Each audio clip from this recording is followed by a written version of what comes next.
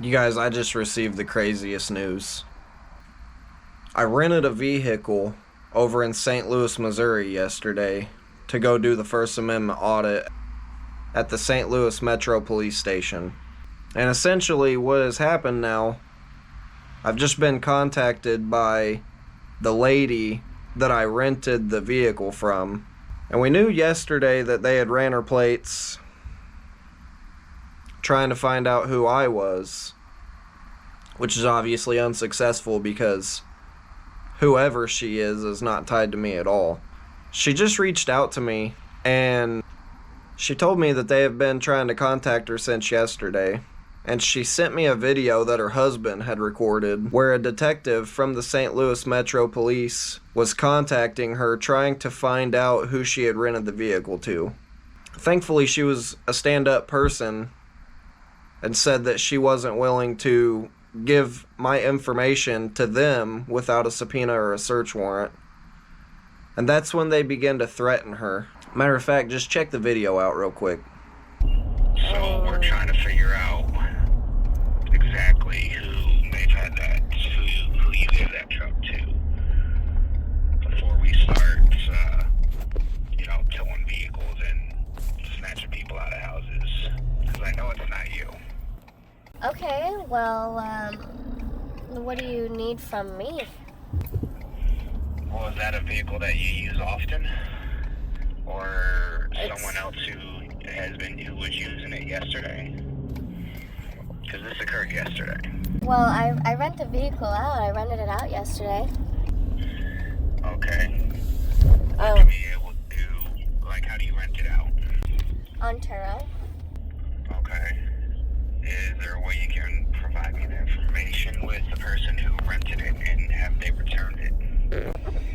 I would be able to provide the information.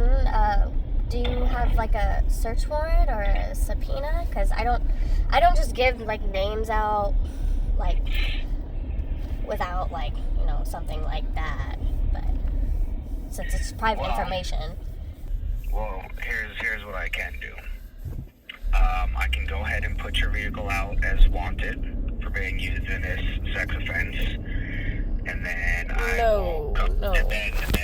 will come tow it, and I'm gonna process it for evidence, and I'm gonna hold on to it for a minute until I positively identify who had it.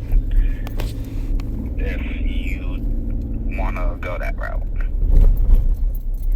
we're trying to identify the people who were in the vehicle before we start doing any towing of or banging on doors.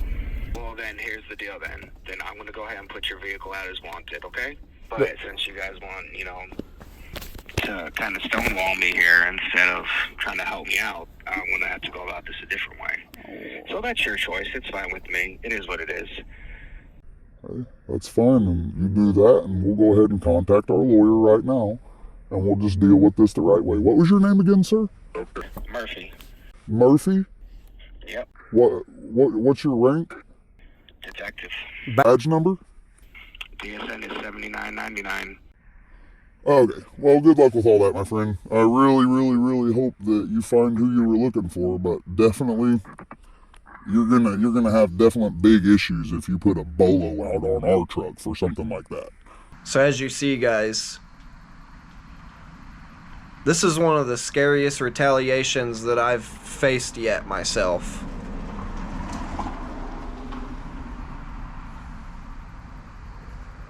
And I know it's got to be scary for her, being threatened to rip her and her family out of her house, all over allowing somebody to rent their vehicle and not willing to assist the government in circumventing somebody's Fourth Amendment rights.